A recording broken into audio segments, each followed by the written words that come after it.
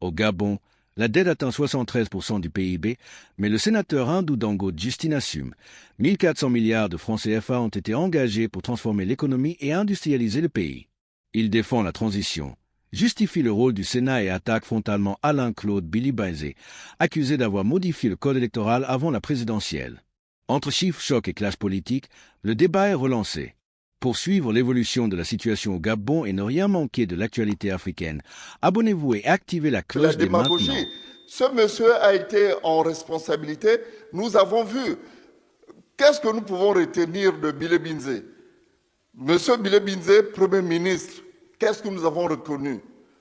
Le refus d'accréditation de France 24, le refus d'accréditation de RFI, le refus d'accréditation de RFI France 24 et la plupart des chaînes pour couvrir l'élection présidentielle. L'élection présidentielle qui a abouti à un chaos général. Nous retenons de M. Bilibanzé un couvre-feu en plein processus électoral, l'élection présidentielle, un couvre-feu. Nous retenons de Bilibanzé une fermeture de frontières en pleine élection présidentielle. Nous retenons de Bilibanzé le bulletin unique de vote.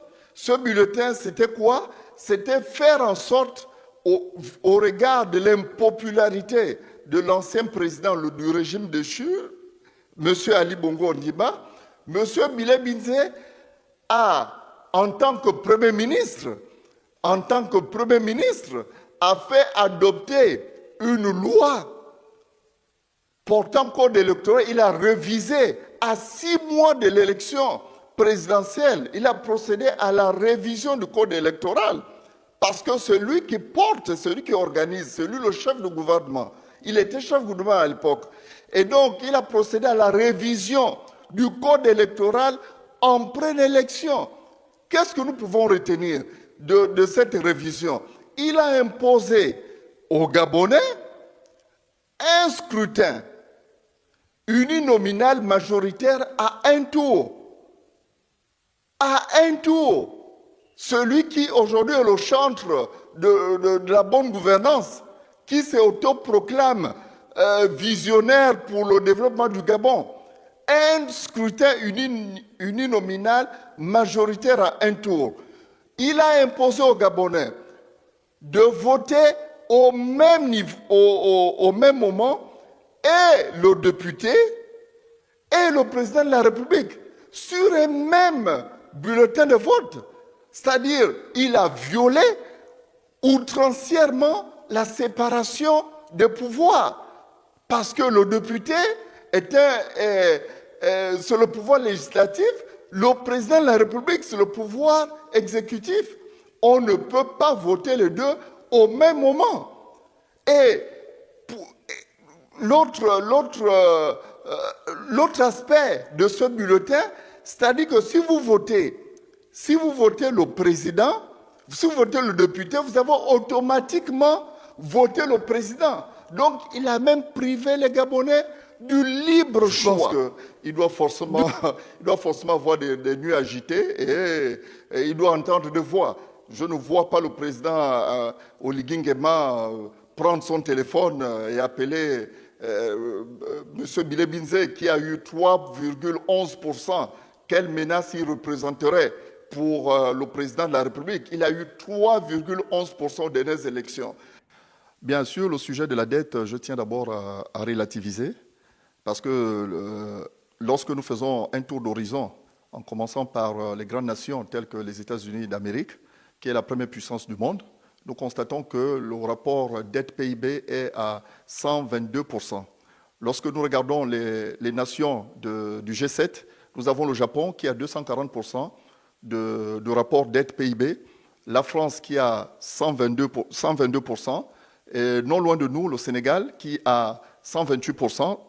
Au niveau de l'Afrique centrale, la zone CAC, nous avons la RDC qui a 90%, le Congo-Brazzaville qui a 93%. Et pour nous, le Gabon, nous sommes à 73% de taux d'endettement. question de la dette, notamment la dette au niveau de la zone CEMAC. Quel est votre regard sur ce sujet? Bien sûr, le sujet de la dette, je tiens d'abord à relativiser, parce que lorsque nous faisons un tour d'horizon, en commençant par les grandes nations telles que les États-Unis d'Amérique, qui est la première puissance du monde, nous constatons que le rapport dette-PIB est à 122%.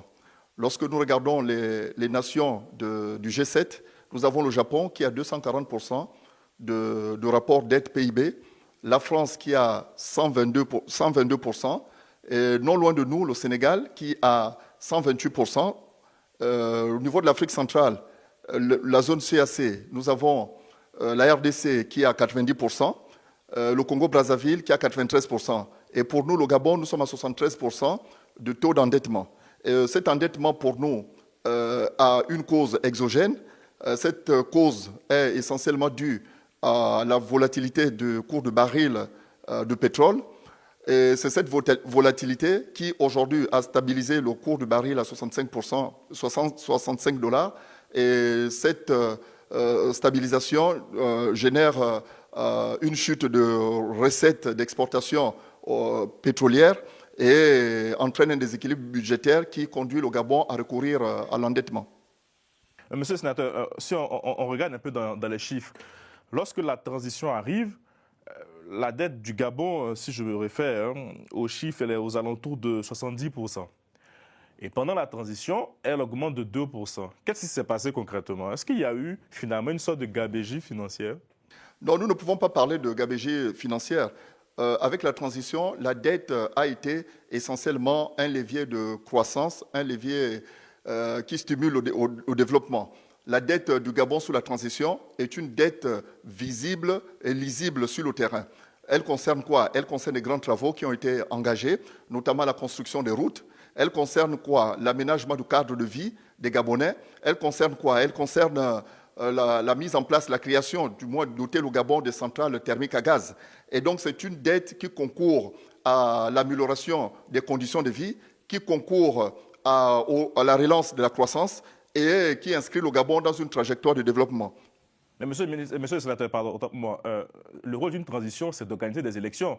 Ce n'est pas de construire des écoles, c'est pas enfin, parce qu'on a l'impression que pendant 2 ans, vous êtes sorti de votre cadre. Bien, ce qu'il faut dire, il est vrai que le rôle d'une transition, c'est d'organiser les élections. Mais si on organise les élections pour élections, et là, nous avons contracté un endettement à hauteur de 1 400 milliards de francs CFA, qui sera affecté à la construction d'usines qui aboutiront à la transformation locale de l'élection et qu'on laisse qu'on mette de côté les douleurs sociales, notamment l'état piteux de l'ensemble du réseau routier. Je pense que les choix qui ont été opérés sont des choix qui ont été salués par l'ensemble des Gabonais. D'où le score réalisé par le président Brice Clotaire Oligui Nguema lors des dernières élections législatives. Il a remporté à 94,85%. Ce qui signifie que plus de 94% des suffrages exprimés ont été affectés au candidat Brice Clotaire Oligui Nguema. C'est en quelque sorte le plébiscite de sa gestion sous la transition.